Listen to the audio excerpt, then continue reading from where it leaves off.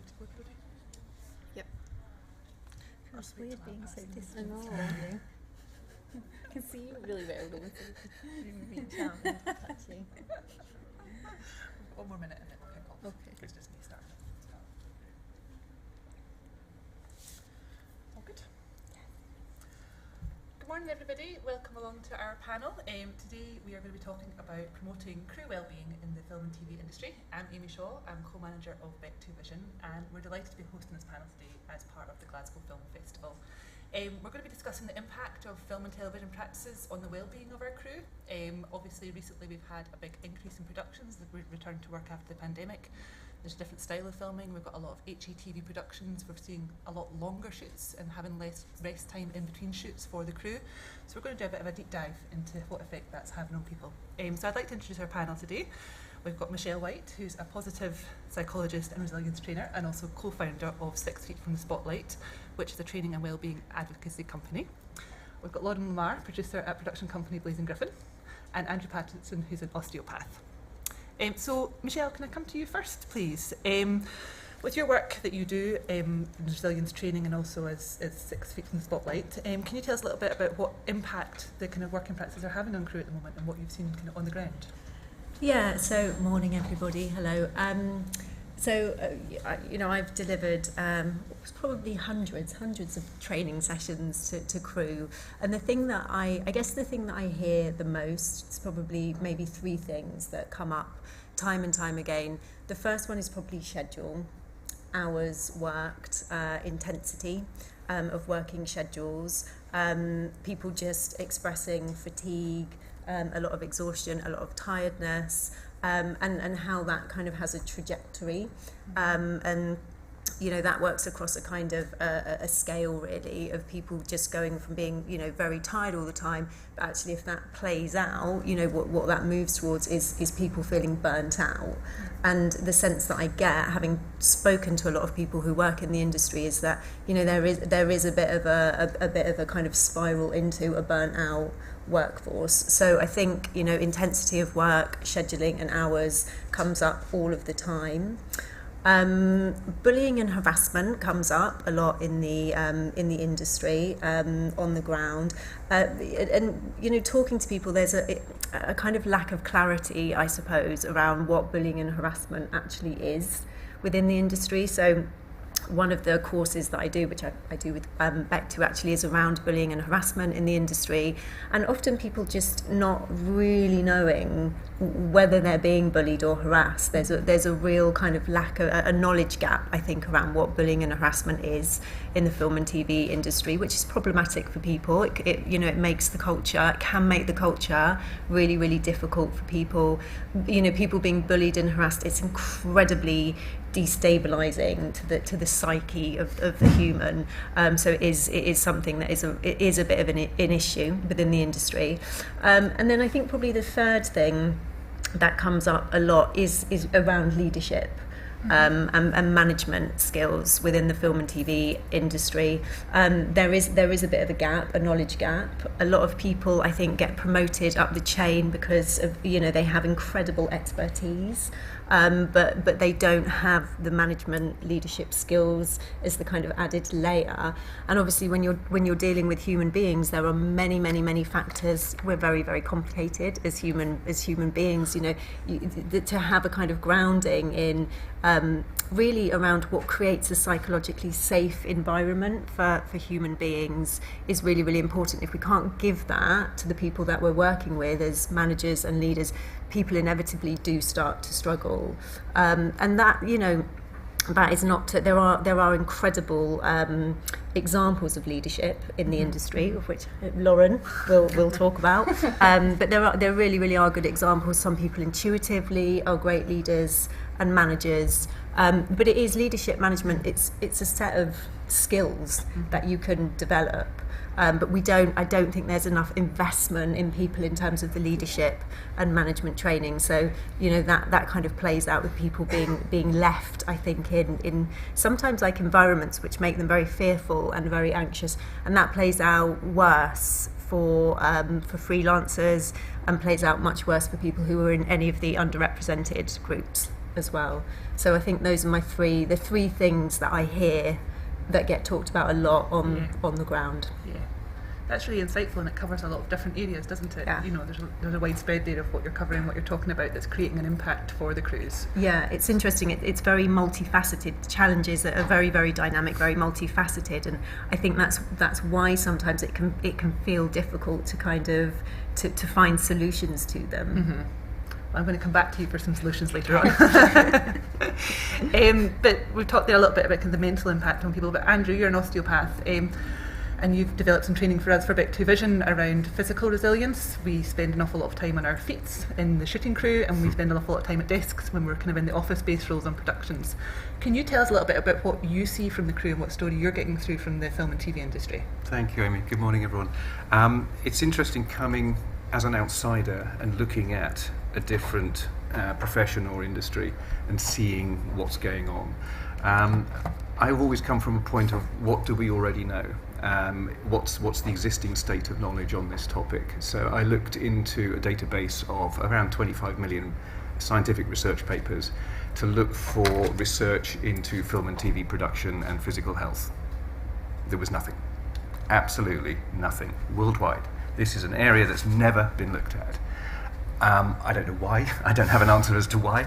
But when I started looking, and when I started talking to people in the industry, and we started looking at what the extent, the length and breadth of issues were, it very quickly became clear that it's a very difficult industry to work in physically. There's a lot of manual handling. There's a lot of awkward positions. There's a lot of static positions for a long time, either standing or in desk-based crew, sitting as well. And the hours are very, very long indeed. And it's dose dependent. So the longer you are exposed to risk, the more likely you are to experience discomfort, pain, eventually injury. And what does that lead to? Well, that leads to reduced focus, reduced ability to concentrate, and it may mean that if you are freelance, you may be working when you shouldn't be, and you're maintaining the issues that are causing the injury in the first place. So it's a problem. And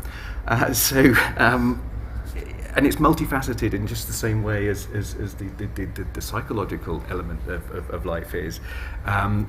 We look at the bigger picture as well. It's not just what your muscles and joints are telling you, but it's also how well you're looking after your nutrition, your hydration, what quality and duration of sleep are you getting, what's your recovery like, and add all this together and put that together with the links with our emotional and mental health.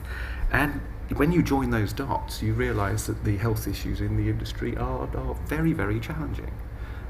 But again, I'm sorry, that's cheered us all up, isn't it? I think that the point here is that we've put together some positive solutions, which we'll come to. Yeah, absolutely. I think it's really interesting just to hear, when you went to do that little bit of research to find out what research had already been done and find out what we already knew. We didn't know anything already. There's nothing that we have to kind of start with. So you having that first step and doing that first look at it is really incredible.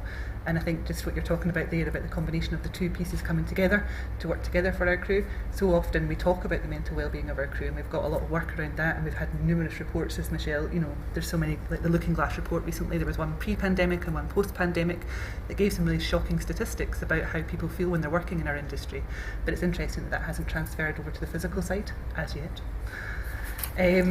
Lauren, so you're a producer at Blazing Griffin, a production company based in Scotland. Mm-hmm. Can you tell us a little bit about what you've kind of seen from working with crews, interacting with crews, what you're seeing on the ground and what people are telling you?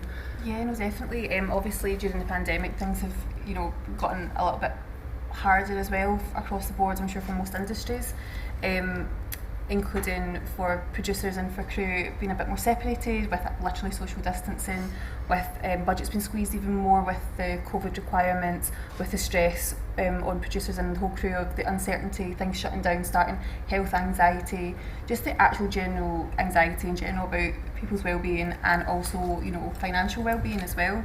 So that's made it even worse, and then the kind of stop-starting, which is, there's a kind of bottleneck of cast and crew when you're trying to, as well, and I think you're going to talk a little bit about that later, just how intense everything has been over the last year. But in general, something that we've been looking at for the last few years is how, as a production company, we can work with, because we can sit in an office for a year and we can shoot once or twice a year, and we're just so aware that we can work relatively normal hours for that entire time, and then we kind of come on to shoots and expect our shooting crews and cast to deal with whatever we're handing them, which is the schedule and the budget, and make it work. And when they're doing that day to day, year in, year out, we are just really aware of the toll that can take. So within Blazing Griffin itself, we've been looking at kind of practices for the staff in there, things like, which has been, pushed on a little bit by the pandemic, like flexible working, part-time working is a thing, job share options are available, working from home. We've got an in-house HR advisor, obviously we've got all the company policies, we've got mental health first aider, we're always supported to do extra training, and I have to say that the training that BECTU Vision do is for leadership and all the other things that you're mentioning is just an absolute lifesaver. I do as many as I can, absolutely love it. But what we're kind of trying to do is bring all of the resources that we are lucky enough to have in a reasonably sized company, to bring that over to when we're going to be working with our crew. So, and we're not going to get it right, first of all. We really are open to feedback, and nothing is really groundbreaking, but what we are wanting to do is, for example, when people are starting with us, just have information packs, communication, make sure that they know when they're going to get paid. We're going to have them access to our HR advisors if they don't want to speak to somebody on the production. They've got someone else they can go to at Blazing Griffin. They'll all do mental health first aider. We're going to endeavour to have a wellbeing coordinator in all of our shoots going forward. That's something that we're going to try and commit to. We'll have, again, talking about harassment and all these different things that you don't usually get, like in HR. We're going to have a curated amount of policies that, in the information that people get when they come on board, it's like, here's what harassment we deem harassment and etc. to be. So there's no, we didn't know, like, it's all there, and people know how they can deal with it and the grievance procedures if anything happens. So we're just trying to make sure that we're bringing all of these things into our crews, and just other things as well that we're looking into. We have a 24-hour employee helpline, and you can have like CBT, or it's a mental health helpline, which is completely distanced from the workplace, and we want to extend that out to when we were working on a crew that you can phone 24 hours, they can get CBT, face-to-face mental health support as well. So there's lots of different things that we're trying to kind of take all the benefits that we have in a company and bring across to our freelancers, and some. Just to go a bit further as well, there's additional things that we're going to try and that we've been trialling on a shoot that we're prepping to do later this year. And there's things that we're definitely doing because they're within our control, and there's things that we aspire to do, and we're looking for industry support, and we're speaking to yourselves at BECTU about it. And what we're kind of doing there is, we've identified, and we've heard from a lot of crew, that one of the big disconnects when you hand over, you have your shooting crew on day one of prep, and this is when you find out there's so many problems with your shoot, with your budget, with your schedule, because everyone's going, how you do it, and everything starts to have to get unpicked, and then people and execs are coming in with script notes, and things are changing, and all the way down, it's crunch all the way to your shooting, and it can just cause so much stress, and people are doing things again and again because things are constantly changing. So one thing that we are endeavouring to do in this one is have our, editorially anyway, the script completely signed off, so that people come in and they're actually getting their roadmap to go, like, let's start prepping. We have worked with Screen Scotland for their location scouting funds, and that's been absolutely amazing because we have looked for 99% of our locations, and because of that we've also cash flowed so much. I think we're all used to doing editorial development and having it, when we love our script, it's absolutely fabulous, and everybody comes and tells you the reality of it, like, that's absolute, you can't do that. So what we've been putting a lot of money into and a lot of time into is speaking to HODs and key HODs and consultants, and with our director and DOP, and I appreciate we're very lucky that they have the availability to do that, and we've got the funds to kind of make that work at the moment. But they are shortlisting and problem solving without the pressure and without being pulled in all different directions, so that in an ideal world, when we go into day one of pre-production, we can say, here is the final script, here are the locations that you're all going to be working from, and here's the short list. We know how we're going to do things. We've problem solved a lot of things, and then if there are any changes, it will be logistical or whatever else. So we're really going to try and do that, because we do understand the pressure that crews can be put under when things aren't properly prepared. And then finally, before I'll come back, the thing that we really want to do is we take on board as well the schedules and the working hours.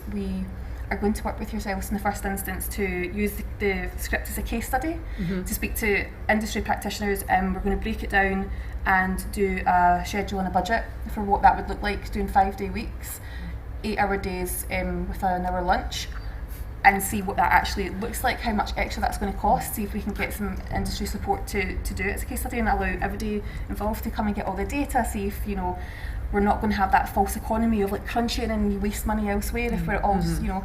So again, like I say, we're not always going to get it right, but we're just really willing to try all the things that we can do to see where we can make things a bit better.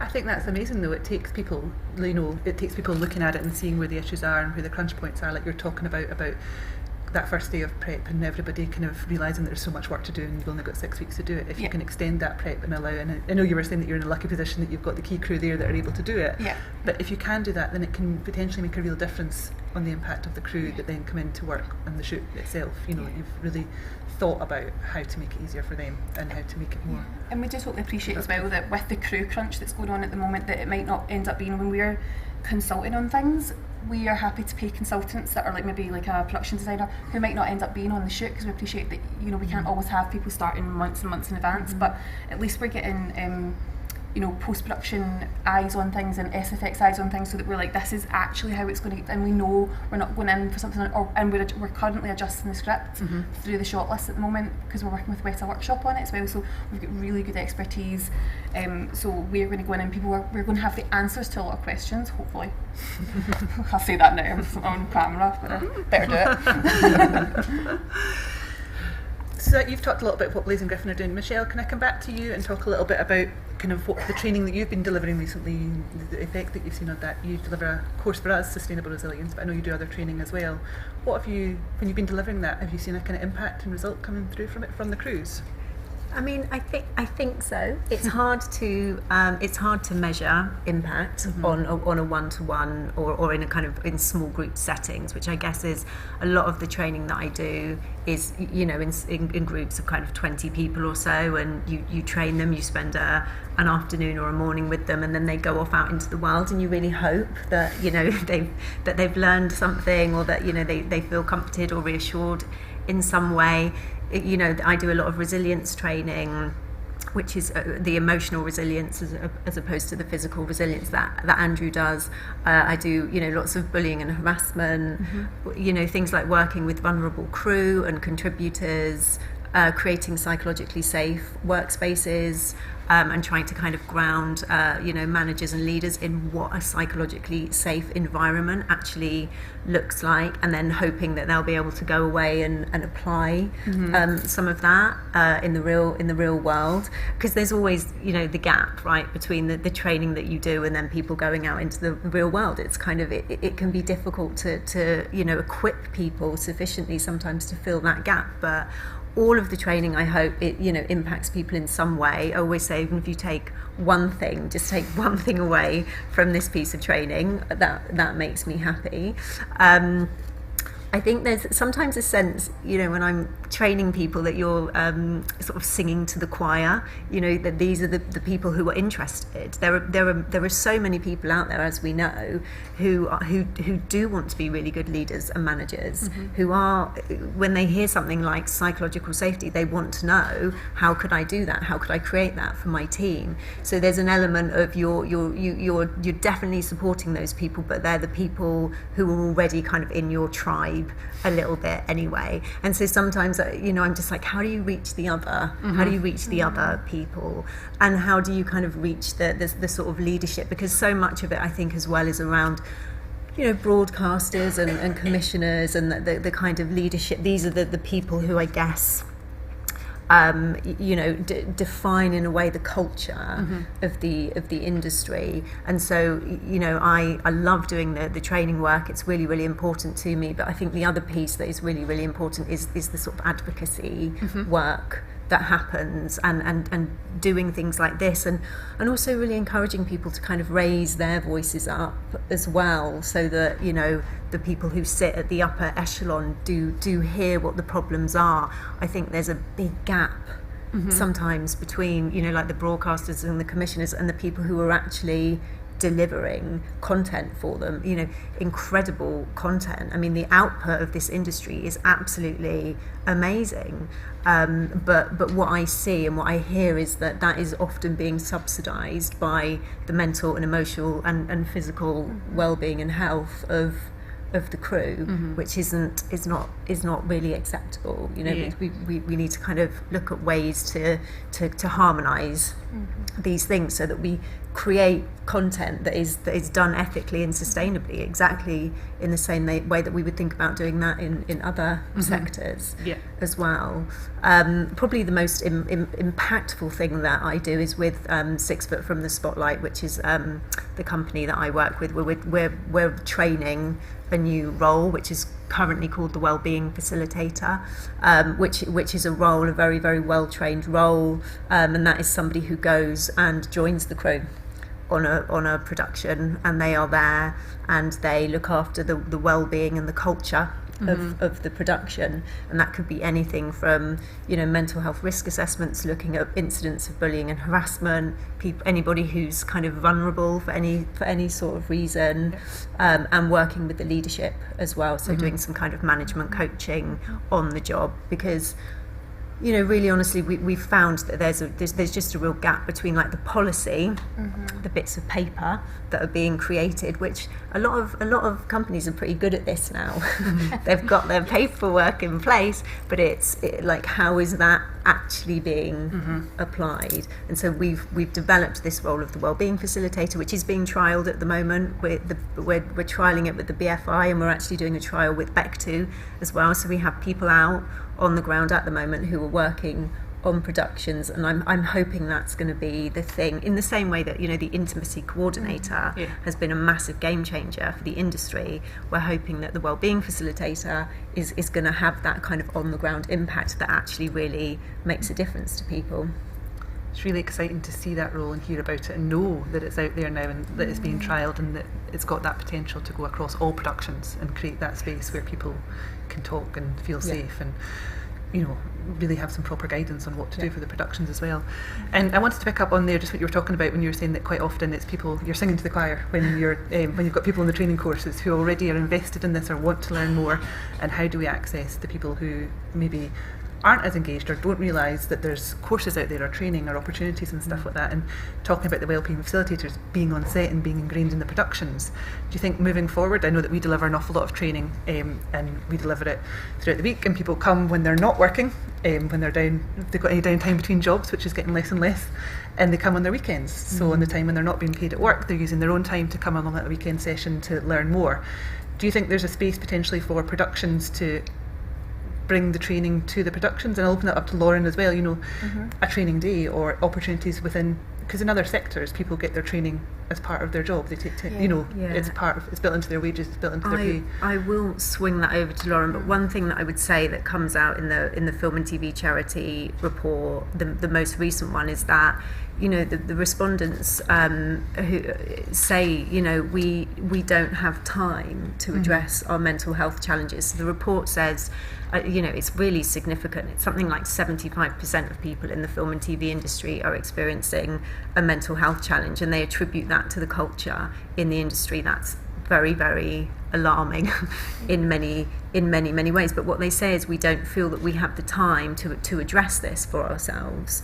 So that kind of shows the intensity, I think, of the way that they're working. And we should, you know, we shouldn't, like you said, like, how many courses have we run over the weekend? And that's just really good people, you know, really, really good people giving up their own time. So from my perspective, and Lauren will say more about this, you know, it has to be that the industry invests in the skills development of its most valuable resource, which is the human beings who work in the industry, and the human beings who are all incredible, who really deserve to have a great industry. Over to you, Lauren. I couldn't agree more. Like I was saying earlier, I love a bit of training. It's just so empowering to give people training as well. I think a lot of the problems in the industry is because it's so you jump from one job to one job, people have all had different experiences, so having something that universally trains you how to do something and links it up is just just to how important that is. I think that absolutely productions need to start doing it, and again I think it is, I completely understand as well that it's really difficult when you're in the absolute fog of making a production. And I've also been in the position where I've been a junior member of crew and somebody's tried to send me on training, which I really appreciated, but I was like, do you know how much work I've got to do? I can't. If I go and do that, it's actually stressful for the person.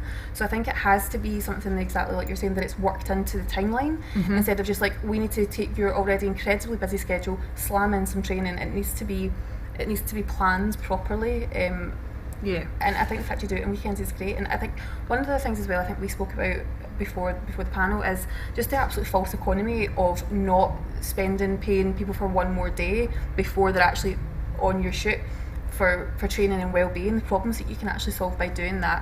And one of the reasons why we're going to do a lot of these, nearly all of these measures that we can afford to do.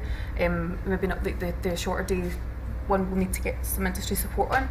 But the reason why we want to open up to a case study is because we want to, I think you're saying, like, how do we reach the people who aren't really interested in well-being alone? It's like money talks, and it's like, we want to show through data and through practice that if you do things as efficiently as possible, and people aren't exhausted, the product doesn't suffer. In fact, the product's probably better, productivity's probably better. You're not wasting money throwing it away on couriers here, there and everywhere because you've not got enough time to plan. So actually showing that if you do things in an essentially sometimes a more humane way, that actually the benefits are more than just the well-being of people, which is of course the most important thing, but that's another way to break through. It's like, look at the product that you're getting, look at the people who don't go off sick that you have to replace. All these things as well, I think, really feed in. There is a bit of research on that. Deloitte, for the people who aren't interested in well-being of humans, which I understand there are a few of those out there. But if it is kind of a productivity, if you do have to kind of use productivity as a way, Deloitte have done some really good research on this, who say that for every £1 that you spend on a kind of global initiative, which looks across, your production or your team, there's a £6 return on investment. So that kind of research is out there. It just gets kind of I think it's just getting that message out to the people that need to hear it. And maybe it's that kind of quite often companies, when they're employing somebody for a really long period of time, and when we're employing people on productions, the production companies are employing them for whatever length of time that production's for. So there's maybe a less of a big picture approach to it, because they're not looking at sustaining that crew member for a long period of time because they're going to move on to another production with another production company. But we need to change that kind of way of looking at it, and instead look at investing in our crew base as a long-term investment for everybody, for their well-being, for the industry as a whole, so that we don't lose the crew, because we don't suffer that burnout, and then when they come to do their next production, we'll have a resilient crew there to And Scotland's got such people know people who know people. It's such a small base, and you're going to work with the same people for hopefully 20-30 years. Like, it's, you should absolutely be looking after the well-being of everybody who works with you, if you can. And I think that to build on that, both those things and the Deloitte research, I think if you're going to create a good habit, then there's a short-term cost and a long-term gain. So the reverse of bad habits was a short-term gain and long-term cost. So, and I think it's investing that little bit of time and making those investments of time and effort meaningful, and making sure that they count. Do nothing which is of no use. It's about building and creating new good ways of working and good habits. And we were just talking there about the training that we kind of deliver and things like that, and you have developed a training course with us for the industry. It came from a first assistant director during lockdown who was suffering with back pain, and highlighted that he wasn't the only first assistant director who had back pain, and it was across all of his colleagues, and also other departments were suffering an awful lot with their long-term health and things like that. So with you, we developed a course. What can practitioners do on an individual level themselves to kind of build their physical health and make sure they look after it? My challenge with giving people advice is that it's difficult to change habits. We are habitual animals, and creating good things to do is a challenge. But do you remember being told to eat your greens? It's a message that we hear, but we may not do anything about. And the new definition of insanity is a medical person saying do some activity because it'll be good for you, and expecting them to do it. That's our challenge. And the thing is, we tend to respond when we're in distress. And when you're in pain, you'll tend to seek help. I'm guessing we all brush our teeth every day. Why? It's preventative. Brushing your teeth once, twice, no difference whatsoever.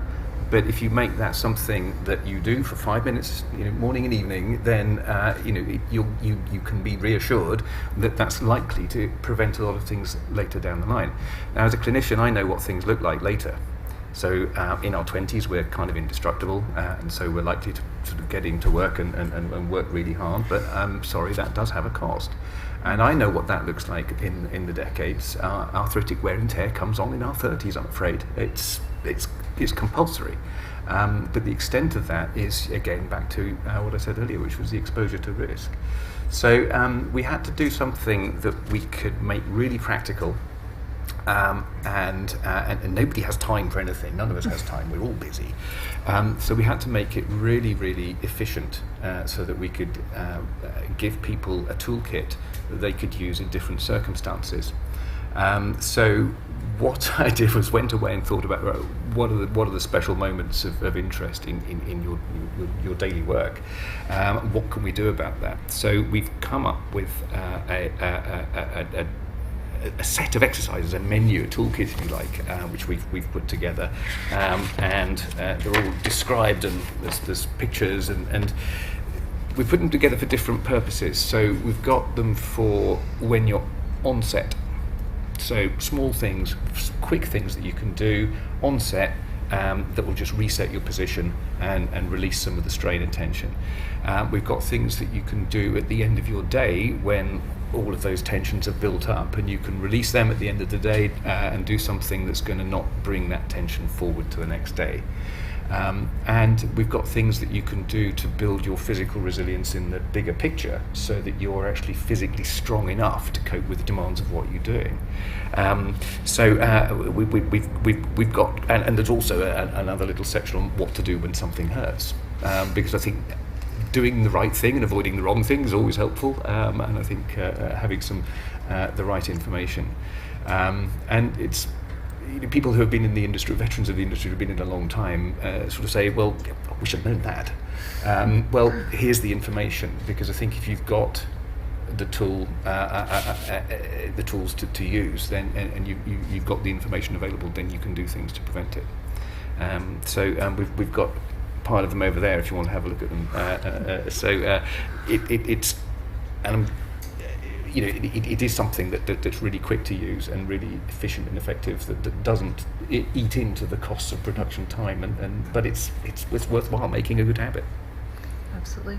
Lauren, do you think we could see like a stretch of the day on call sheets on productions? Do you think that's something that could come in? So we've talked a little bit there about the kind of the personal responsibility and the things that you can do in the training courses that you can attend if you're interested, and the stretches that you can do and the guidance that you've got. And we've kind of we touched a little bit there on involving the productions more and getting them to maybe look at whether they can incorporate training into the production day or the prep, or at a period of time. What else do you think would be valuable from industry? We've talked about the individuals, but from industry perspective, what more can be done, do you think, to support our crew and support even though they're freelancers, support them and bring, create a more positive environment for them to work in? Lauren, you've touched an awful lot on the things that Blaze and Griffin are doing, and you're working on kind of shorter working hours, and you're working on flexible working and those sides of things as well. Do you think that combined will be the kind of solution? Do you think that will make a big impact on your next production? Do you feel like the things that you've got lined up are going to? I really hope so. Like I say, we've always had it in our minds, and we really want to be able to try it, and I hope it does. I really hope it does affect the quality of life. Yeah, I hope so. Yeah, we've done an awful lot of work around flexible working. We've got Take Two, which is our job sharing initiative, and we started with job sharing and kind of using that as a potential short-term solution to the longer working hours, something that people could do to make sure that they could still work even though if they couldn't commit to the longer hours, and that's kind of evolved into kind of more work around flexible working options, particularly since the pandemic. I think it's shown that we can work flexibly. People can Zoom in for a call, although it's really lovely to see you all in person here today and not on a small screen. But that way of working has changed, and we realise that people don't always have to be in the office for every single meeting, and we can move away from that a little bit. And we're really excited to have received funding from Screen Scotland for our new piece of research, which is with TimeWise, a company who have done active research in areas such as construction and the NHS to figure out those companies and those organisations that struggle to find flexible working like we do, to kind of find solutions to it and see if there's pathways and certain roles that can be made flexible and how to do that and how to help. So we've, from that we'll get a roadmap and a guidance onto how to make roles flexible and how to make it work, which is really exciting, I think. And that's one step that we can do as an industry. We can move forward with flexible working. Hopefully that will help some people in certain situations. What else do you think can be done? Andrew, we were talking there about the kind of individuals doing their stretches and looking after their own health. Productions and their kind of legal obligations and occupational health and that side of things. It's something that we don't often see on productions, as far as I'm aware. When we go into offices, we're quite often we find the chairs and the desks that we need to make the production office happen, and we sit on those. Is there a duty of care that productions have in order to look after their crew, regardless of being on a freelance production, or can you explain a little bit about that? This is an interesting question. Whose responsibility is it? And I think educating the industry into who's got responsibility for what is going to be helpful. I think the freelance way that the industry is constructed is challenging, because the duty of care is usually extended in terms of health and safety to the safety aspects of it. Most health and safety advice is about safety. It's about the physical environments, making sure you don't trip over stuff or bang your head. It's not really about how well you feel at the end of your day. And so we tend to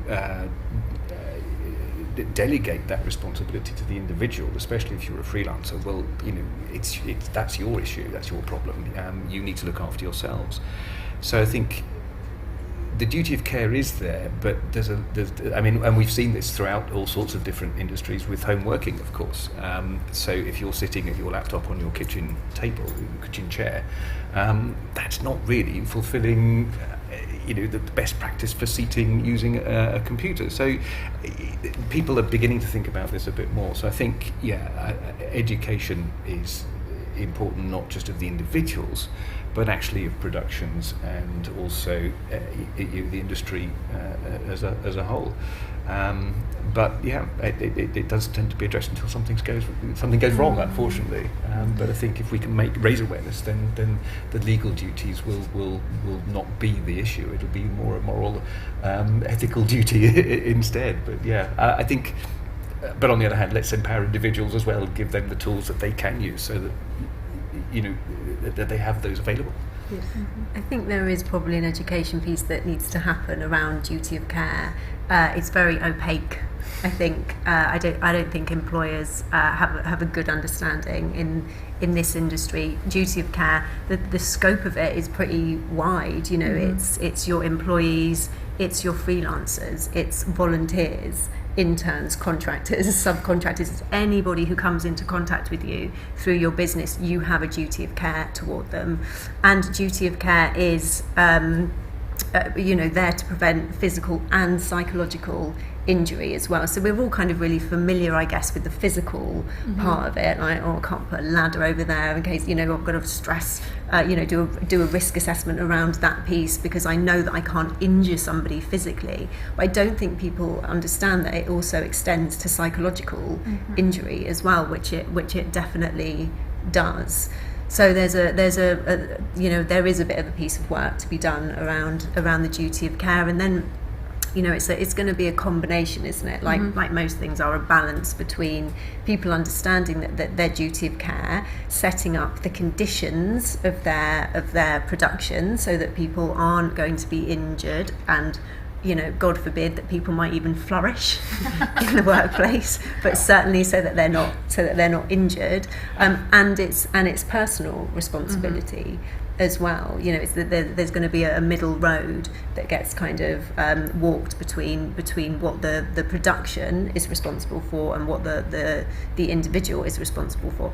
I would personally love to see an industry-wide level, a kind of rubber stamp of best practice, because you know, we are in a production boom at the moment. There are incredible companies out there like Lauren's, for example, who are investing and kind of blazing a trail of what it looks like to invest in the humans that they work with. And I think, you know, for freelancers, it would be really good if they had a kind of a direction, really, to know like that these people have been like rubber stamped as a best practice employer. That's where I'm going to go and work.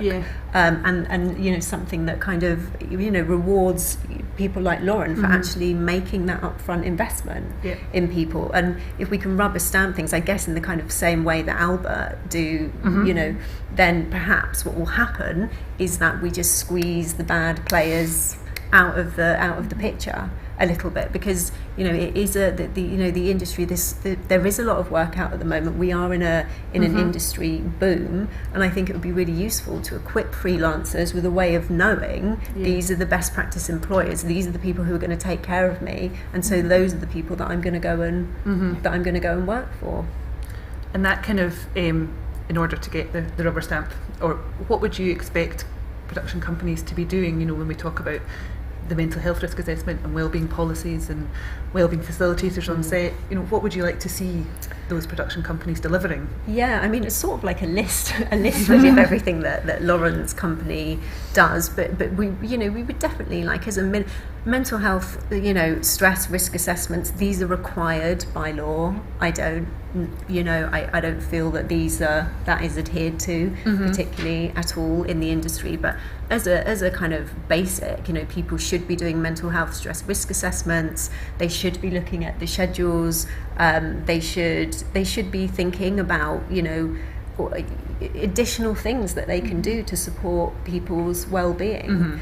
And like I said, I don't want to kind of repeat everything that Lauren has said, but it kind of is everything that you have talked about, really. Flexible working patterns for people, making reasonable adjustments if people need reasonable adjustments. I mean, the picture that comes out really badly in the Film and TV Charity Report is for underrepresented groups, and particularly for disabled respondents to that survey. You know, so there's a massive piece of work that needs to be done on communicating with these groups and finding out from them what it is that they need to keep people in the industry and to make the industry a place where people feel like they can stay and feel like they can contribute. So it's kind of the reasonable adjustments piece, flexible working.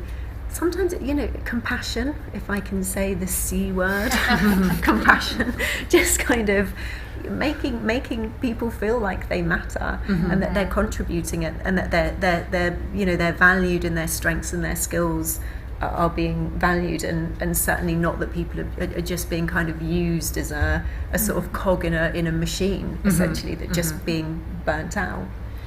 And there's lots of places that people can go for these resources. I mean, I know that 6 Feet from the Spotlight they've got your training and you do a lot of things, but you've got resources there as well that can guide people and give them that kind of checklist, haven't you, of things that they should be considering and thinking about. And you know, there's a lot, you know, the Film and TV Charity are just about to release, I don't think it's launched yet, but they're a sort of mentally healthy productions toolkit, which has just got tons of free resources and templates and bits of training, and you know, these, you know, BECTU have this stuff is out there.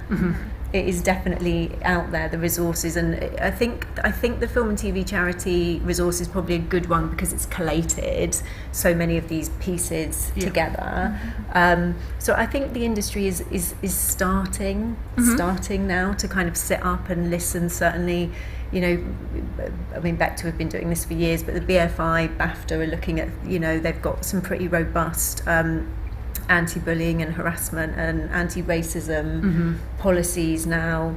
So all of the kind of the policy side is getting much better. It's just the gap is around the application of it, I think, and what that looks like. Yeah.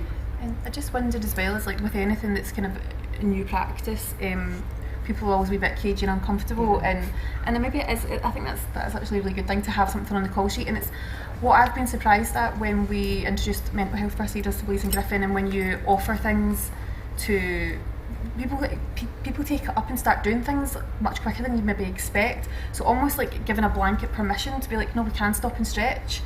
instead of just one person going, I'm going to share it, because it's like hard to be that person in a room to be like, oh, we're going to start this. But if it's mentioned, it becomes normalised, and people people will resist it at first, but it will become a bit like, you know, it'll be a laugh, and then people will just start doing it. And hopefully with mental health, like I remember nobody spoke about mental health issues, and now it is far more normal to discuss it, and having mental health first aiders and all these resources is fabulous. So hopefully more of that stuff on the call sheet, or however it can get embedded, the better, and allowing people to feel like they can do it without being one that has to raise their hand. Yeah, and it needs to come from the leadership as well. I think it's really hard to be a sort of a more kind of junior person being the person to raise their hand and say, can we do some stretching? Exactly. You know, that's really hard. So it is going to come from the leadership, I think. You know, it has you know, so often on the training, you know, I'm training new entrants into the industry, which is brilliant because they are the future of the film industry. But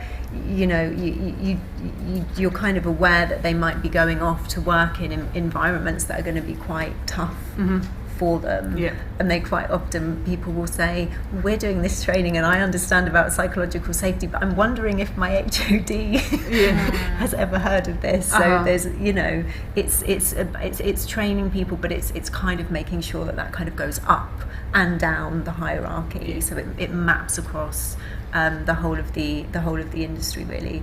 And I think you have to incentivize people to do that, and that's why I'm into the sort of best practice stamp idea. I like because a stamp. because it's a win-win, because it tells crew where they can go, and it rewards people, you know, companies like Lauren's for actually doing the work to look after people. Yeah.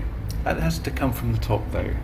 If I can illustrate this with an analogue, I do a lot of work with performing arts and with classical musicians in particular. So I look after several orchestras. I look after the National Youth Orchestra of Great Britain, which is 164 young musicians. Now, their boss has said, right, what we're going to do is we're going to look after you while you're with us. These young musicians are playing 6+ hours a day, and so they need to be looked after physically and mentally. And so every single day starts with a warm-up. It's compulsory. And we've got a full orchestra warm-up, we've got an instrument section warm-up, so if you play flute, you do a different thing from if you play double bass, obviously. And we give them a little bit of active recovery at the end. And this orchestra, before they come together as a whole and play together, they sit in silence for a minute and just calm themselves before they start to play. And so this orchestra in particular, this is groundbreaking. No other orchestra in the world does this, as far as I can find out. They've just made this is what we do. We have devoted this much time to this, and we do it every single day. It is just what we do. It has become them, and that's what it takes. It takes a bit of innovation and a leader who says, this is what we're going to do. So I think if you had at the start of your day 3 minutes, right, this is what we're going to do. I think it's got to come from the top, and it needs innovation. Yeah. Well, I think innovation's coming, and I think it's really interesting to be talking about this kind of topic at this point. Pre-pandemic, we knew that we had issues within the industry. We already had reports, we already had conversations around it, we had training being developed and starting to be delivered. We've had the pandemic, and it's heightened everything, because we've had the backlog of productions, we've had the increase in productions as they've come back because of more demand for content. But in that pandemic, our industry was one of the first to return to work. It amended itself quickly, you know, it kind of, it was really adaptable. We came back and we pivoted and we changed the way that we did things, and we demonstrated that we could pivot and we could change and we could do things differently, and we still managed to make the productions, we're still making content, we're in an absolute boom. You know, does that give us hope then that change can happen? You know, if we can change because of the health and safety factors of COVID, and we changed our working practices and we did things differently, can we take that momentum and take it into well-being and making sure that productions, the next change that we make is doing things differently, starting productions differently, looking at different ways of doing things. You know, do you think that there's a momentum there, and the industry can change and do the same thing that it did and adapt as a result of COVID, and now adapt to a result of all these surveys and information that we're getting, and change the practice? And another thought that I was having was, with the next generation coming through, and you're talking about training new entrants and them coming in, we have a new generation coming in, and what we see for new entrants coming in is that they don't want to work the hours that we work, and they don't want to work this way. They want to have a work-life balance. You know, they want to have a life outside of work, and they've got other priorities and things that they want to do, and our industry doesn't necessarily fit the way that they would like to live. Do you think that those two things combined are bringing us to a bit of a crunch point where we've got to change the way that we work? I think so. The Gen Zers will be interesting because they are different. Mm-hmm. They are completely different. I did some production on a festival last year and had some Gen Zers in my team, and you know it's really interesting. You know, they would just come up to me and say things like, "I'll be taking a mental health day tomorrow." And for my generation, that's kind of really like, oh gosh, I would never ever have done that. You know, completely different. You just head down, work through whatever you're going through. And there's part of you, you know, as an older person that sort of resists it. But there's part of you that's like, no, this is right. This is the healthy thing. You know, they're communicating something to me that's really important to them, and there's a flag being waved at me here that I need to pay attention to this person, and I need to kind of listen to what they might have some needs that I hadn't picked up on. But so I think you're right. They are different, and they have a bit of a different sensibility. They do want things like a work-life balance. So there could be a little bit of a culture clash coming, and that's not necessarily a bad thing at all. That can really push. That can really escalate the change that needs to happen. And I mean, I think probably Lauren can talk a bit more about the COVID thing, but yeah, I mean, overnight. Things changed overnight. It felt like. I think people just realised how important it is to have content. Like everybody was sitting watching content, and there was a new appreciation for what we're going to do. So it's exactly that. When you're forced to change, you do change, and that's something that gives me hope for if we're starting to look at these new models of shorter days and maybe slightly longer shoots, or perhaps we will find out that actually productivity is so good when you're not exhausted that you don't need the longer shoots. One way or another, I think. We found the money for extra, like £150,000 or more for COVID supervisors, supplies, tests. So there is, if you had to extend that budget, there must be ways where we can look at that.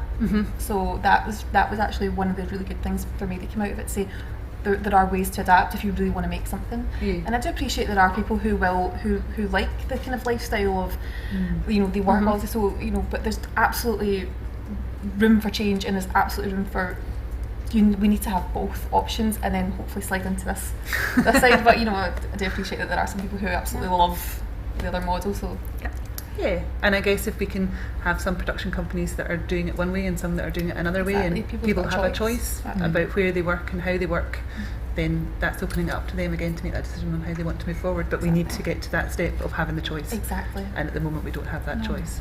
But we have resources, and we have drive and we have commitment to it, and I think we have an industry that's keen for change as well. We've got the industry that are keen for change, we've got the production companies that are on board. They now have the resources. They need that little bit of connection like you're talking about, Michelle, like to kind of put it all into practice fully. But it feels like the pieces of the jigsaw puzzle are all there, and some of the bits have joined up now, and they're coming together, and soon we're going to get to that full picture where we've got a more sustainable industry that's, because our crew deserve it. You know, they're incredibly talented people. They've worked really hard. Their skills are incredible. They are individual talents working on productions and creating the content that everybody really demands. They deserve a space that's a safe space to work, not only in the physical sense, but also in their mental well-being as well. 100%. But I think inculcating that in young people, especially to create good habits from the outset, is a really good thing. And the training that BECTU Vision has done with trainees, and there are certain productions that are coming through and putting all their trainees into your courses, and they're getting the idea that this is what we do, and I think if you encourage that in younger people, that will be carried forward. Yes, which is very positive. Absolutely. The new generation. Does anyone have any questions from the panel today? I know that we've got a microphone out there, but there's hands up already. Hello? Yes. Good morning. Hiya. I do massively agree with you about the short film I directed a couple of years ago.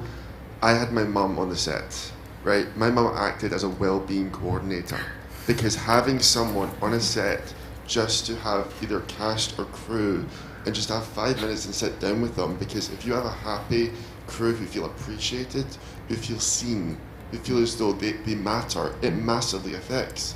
If you feel like people are just looking down upon you, it massively, I mean, about a couple of years ago, I genuinely thought about leaving, because it's so toxic from my perspective. And so I'm now coming back into it, not with horns, but just I'm wanting people to actually care, because at the end of the day, we're not corks in a screw. We're human beings with feelings and emotions. And so what I think having shorter days would be better. We need to stop glamorizing overworking people, because at the end of the day, having a happy and healthy crew is what makes a better production. So yeah, it's more of a comment than a question, to be honest. But I love your mum. Let's hear it for mums. Yeah, Your mum can come and work for us. Yeah, I mean, it's so. But I love that. I do love hearing that, because it's somebody who's showing kind of intuitive leadership, understanding that, you know, that it's really simple. The happier or the more content, the more engaged, the safer people feel, the better they're going to work. The more engaged they will be, the better the end product is. And so that's very kind of intuitive leadership to understand that. And it's very innovative. You know, the Well-Being Facilitator role didn't exist then, so you're going to get your mum to come in and do it. I mean, it's brilliant. I love it. Just to build on that as well, is that if you invest that time and you have these kind of things, you're going to be more efficient at what you do. So the time that you are spending, even if it is a shorter day, you're going to be much more effective. You're going to have more focus, more concentration, you're less likely to make mistakes. And so actually it's going to be more cost effective for you, that you've got a happier, more effective, more resilient workforce. It's all positive, it's all good. There's the piece as well about, you know, like leaving the industry, and I really hear that, and I just hear that across the board, and it really comes out in the film and TV charity report very, very strongly, that in the last year alone, something like 65% of the industry have considered leaving the industry. And so, you know, for leadership, for broadcasters, commissioners, there's a very, very real kind of challenge to them here, which is like, what are you going to do to retain the talent in this industry? Because, you know, we need the incredible people who work in the industry to stay in the industry. And as the kind of demand for content increases, and we're seeing that across the board, across the UK and probably UK worldwide, that there's a lack of talent to fulfil all the demand for the productions that we have at the moment. I'm sure everyone's feeling that, so that talent retention piece is really important. We've got to make it appealing for people to stay in. Yeah. Is there another question? So my question's for you, Lauren. I think it's like really great, like what you're doing at Blazing Griffin and trying to like push that into the industry. But it's about your case study. So I think you said your intent was to like publish this to the industry and kind of showcase it. Are you planning to do it like all in like theory, like this is what it would potentially cost? Or are you looking to actually do that practically and like be like, this is what we did? And what's your sort of time frame in kind of doing that? Well, thanks for the question, and thanks very much for the comment. So I ideally both, definitely the first, and then we would love that the second part to follow on. The things that we can do, and we're getting support from BECTU Vision to pay. We're going to have our script, we're going to look at it, we're going to have industry experts feedback to us on the problems that crews always have. So we're really open to hearing all that, and then we're going to break down the script and look at it to see how it would look, how much extra it might cost, etc. with the new model. And in the first instance, that's something that we're able to facilitate, and we're really looking forward to doing. What I would hope that would lead to is additional industry support, because I'd imagine that for us to be able to pull that off in our traditional finance model, they might be like, okay, we're trying to get financiers on board to love it, and MD who we speak to, they're like, we love it, and just trying to make everybody understand that it's everybody's responsibility to try and, you know, make this work. But in the first instance, when it is a case study and when it's not the norm, it will be hard for us I understand it's going to be hard for us to get the additional funding, so we're looking for anybody who wants to come on board. We're going to be approaching all different funding bodies and offering out that we're going to be an open book, come and use, we are willing to put our neck on the line here and try this. so give us extra money. Anyone in the room wants to give us extra money for that. So we would love to do both, but we'll at least do one, and then all the other measures that we were talking about we'll have as well.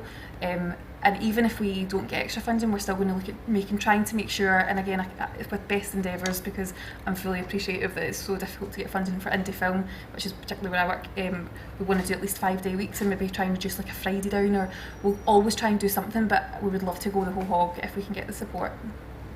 I think it's a really important piece of work, and we need that evidence in order to move the conversation forward. When we talk to broadcasters and commissioners, they're like, well, how much more would it cost? And we're saying to them, well, we don't know because we need to do the case study. And so it's a bit of a kind of chicken and egg situation, and having Blazing Griffin and any other company that would want to do it, to do that work and to do it in prep.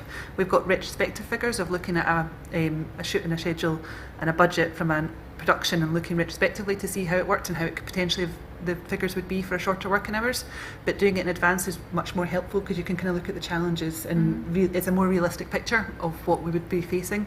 And I think you doing that and being able to give us percentages and be able to bring to the industry, it's going to cost this much more for crew wages, or we're going to get a saving here, or whatever it may be.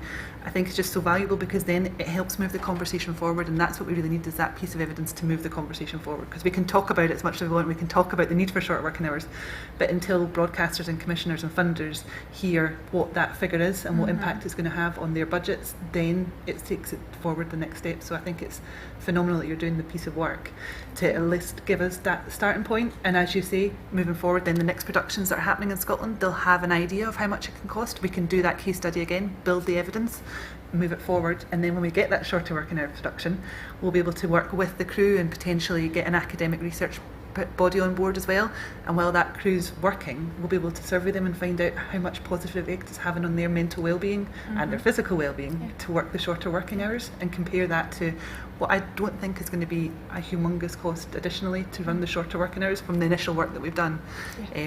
So it's really exciting to have it underway.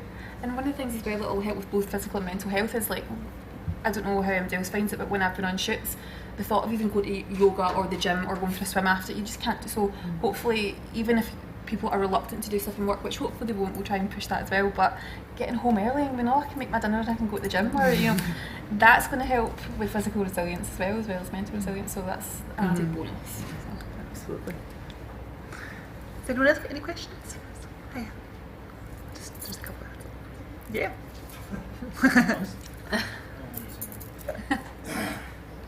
I can't think of a question, but I take health and safety seriously. I'm more of a sign maker, come filmmaker, and I had to take an employer to tribunal about being asked to stand on the roof of a van to do my job as a sign maker.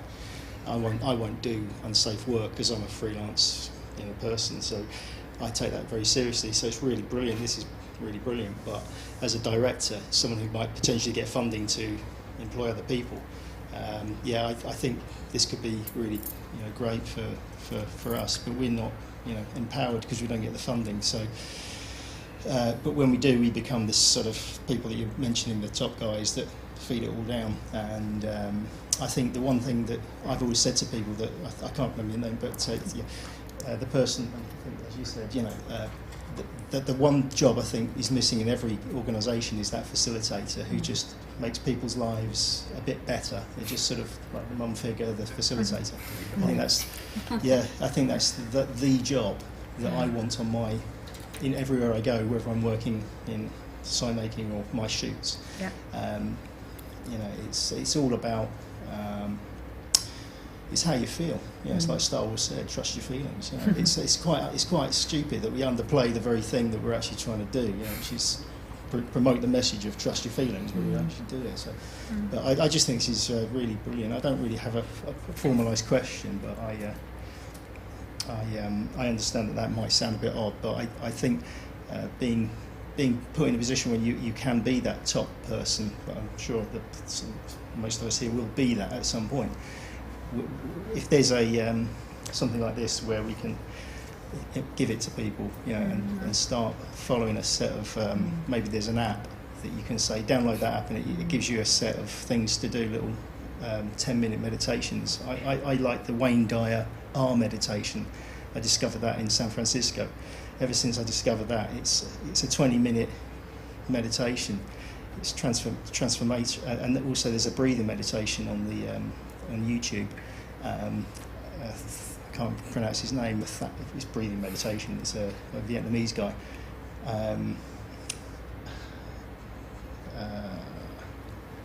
Who else? Yeah. Stay calm on the job. I think Andrew and I would both agree that if people breathed properly, many of these challenges would just go away. Breathing properly is a very, very powerful practice. But yeah, I mean, it's really, thank you. It's just really nice to kind of hear, I guess, you know, that people, you know, are interested in the work, and you know, there is no wasted conversation ever where this stuff is concerned. You know, you are all people who are in the industry. You know, we think that kind of role modelling this stuff is the most important thing that anybody can do. You know, so just starting with yourself wherever you are. I always say, like, it doesn't matter where you are in the industry. I know I've said the leadership quite a lot, but everybody's a leader. You know, you can lead from wherever you are within the industry. So anything that you take away that you can start role modelling now is just going to develop you for when you are, you know, the upper echelon of the industry, which, you know, you will be. I have great faith in all of you. That's going to happen. You know, so sometimes I think you know, people are thinking there's the leadership and then there's us down here, but we should all consider ourselves to be in leadership positions where this stuff is concerned, I think. Thanks, Michelle. Is there any other questions? Oh, hands over.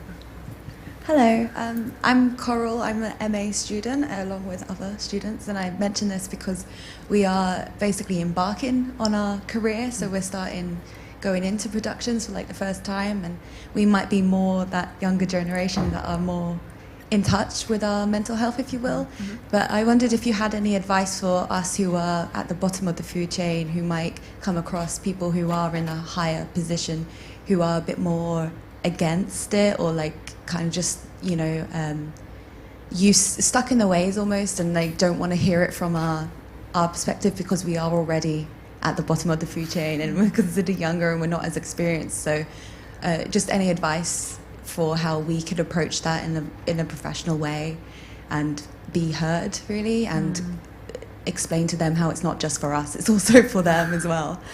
Yeah, any advice would be helpful, really. I can say I have some thoughts. Yeah, that's a really, you know, I don't like to hear people saying they're at the bottom of the food chain. You know, you're really important. It's really, you are the future of the industry, and so it just makes me so happy that you're here today and that you're already taking an interest in, you know, the culture of the industry that you want to work in. So, you know, you're at the top of the food chain as far as I'm concerned. But you are going to probably meet with some resistance. That's absolutely true. And so the thing that I would say is to kind of look at your own emotional resilience, and that just means, you know, emotional resilience. I think resilience can be a bit of an opaque construct sometimes, but really, you know, emotional resilience is really just paying attention to yourself and what your needs are, and that's very, very easily overridden when you're in a high pressure environment and people are kind of squeezing you to get things done. It's very easy to stop paying attention to yourself, and this is the same for physical resilience as well. So I would say to just kind of really pay attention to your emotional resilience every single day, kind of build up your own psychological resources, which, you know, for me is kind of, because of where you are, having a growth mindset, you know, like not beating yourself up. I think people who are in your position can kind of get that very strong inner critic or imposter syndrome, to be very self-compassionate with yourselves. I would say teach yourself some breathing exercises. You know, these are simple things, but they're really important, and it's consistency. It's doing it every single day. That is how you build resilience for yourself. In the industry, there's a sort of cadence that where people go like, I'm on a 3-month shoot and I'm just going to like work flat out. I'm working 14-hour days, but then I've got like a week off, and that's when I'll rest and recover. The human body and brain does not recognise this. It's not. You know, we're primal. You know, we are evolved. to work on a pulse, right? So, and that's throughout a day, right? So that means that throughout the day, you can work very hard, but you need to come down. And then you can work hard again, but you need to come down. And that's pretty much like every couple of hours, you would need to be able to just do something, have a small touch point with yourself that allows you to kind of just check in with yourself, check your emotions, maybe do a bit of a stretch, do your stretch of the day. You know, this is the personal responsibility piece really of the stuff that you can do for yourself. The other thing that so build up your own resilience. The other thing that I would say is make sure that you have good relationships around you, because sometimes, you know, the people, you know, above you might be a little bit resistant, or might just be working in different ways that aren't particularly kind of nurturing to you. But having good people around you, you can have, if you're in a psychologically unsafe environment, you can still create psychologically safe bubbles around you. And so that's what I would suggest that you do, to think about little support systems around you. And don't stress yourself out trying to change people who aren't going to change. Go and work somewhere else. Yeah, that's what I was going to just say as well. And I think one of the really nice things about if you're a freelancer, especially, you know that the job's going to end, and I know that's it, and just you feel, I've definitely been in a position where I've felt like the world's going to end if I leave a job, or I'm never going to get hired again because this person doesn't like the way that I'm working or whatever else. But it's not, it's just a microcosm that you feel at the time, and it's so much pressure. And if you're ever that stressed out, like there are other, especially at the moment, there's never been a better time for people crying out for crew. So hopefully you would be able to find something else, but know that it won't be forever, especially if it's a freelance job, as well as just something that you can, it's going to finish in 2 weeks. I'd also say push the educators, push the academic institutions who are training people in the beginning. What are you telling us about how we look after ourselves? Yes. Yeah. True. We are at the end, almost at the end of our panel session for today. I know there's a few other hands up, but please do just come and ask us any questions that you've got at the end of the session. We're happy to answer them. And I just wanted to maybe have a couple of practical takeaways for the people in the room and at home from our experts today. So possibly from Michelle and Andrew, could we get a couple of practical tools that people can do today and then take on to sets and take on to productions and start the learning and start the revolution? Shall I go first? Who would like to go first? Or should we end with the stretch, Andrew? Because are we going to stand up for the stretch? No, we're going to sit down and do it. Oh, we can do. You go then. All right. This has to be practical, it has to be neat, it has to be quick. So we've been sat for an hour or longer. We're all a bit stiff. I'm going to let you come out of this room feeling all stiff and you know, let's just sit up, come to the edge of your seat. This is also to demonstrate to you how quick and how efficient you can just reset your physical positioning at the end of a working session.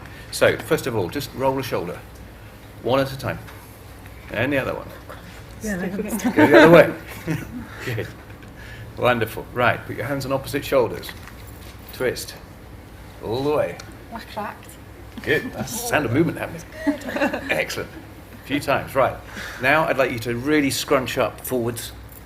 Really round your back. Now do the opposite, like a morning stretch. Really pin your shoulder blades together and forward again. Right, do that a few times. That's a great stretch. Oh, that's good. A couple of times more. Wonderful.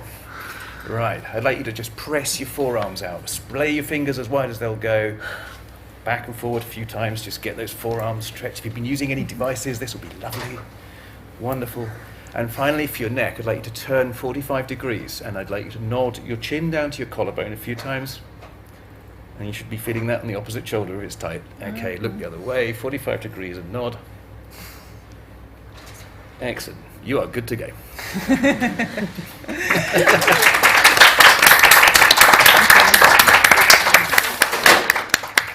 And I'll just add, Michelle, if you want to use one tool to take away today as well, and then that'll be us wrapped up. Thank you, Andrew. That did feel incredible. So my tool is a very, very quick one. You can use this tool 10 times a day, which is what I'd like you to do. And the tool is a resilience tool, and it's an acronym. It's the word HALT. Okay, so a directive to yourself to stop. You can do it while you're doing the stretches as well, right? And it just means, it stands for hungry, angry, lonely, tired. Okay, so it's just halting yourself at various points throughout the day, checking in, do I feel any of these feelings?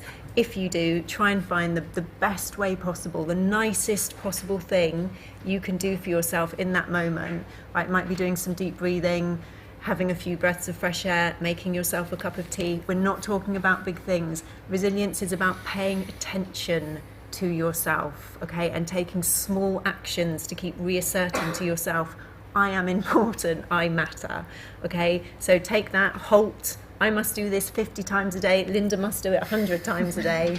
Okay, we do this all the time. Take that one with you, use it. It will build your resilience muscles. Wonderful. Thank you so much, Michelle, and thank you to our whole panel for today. It's been brilliant to talk to you and hear your insights. Thank you so much, and thank you to Glasgow Film Festival for having us as well. It's brilliant to be here, and enjoy the rest of your day, everybody. Take the stretches.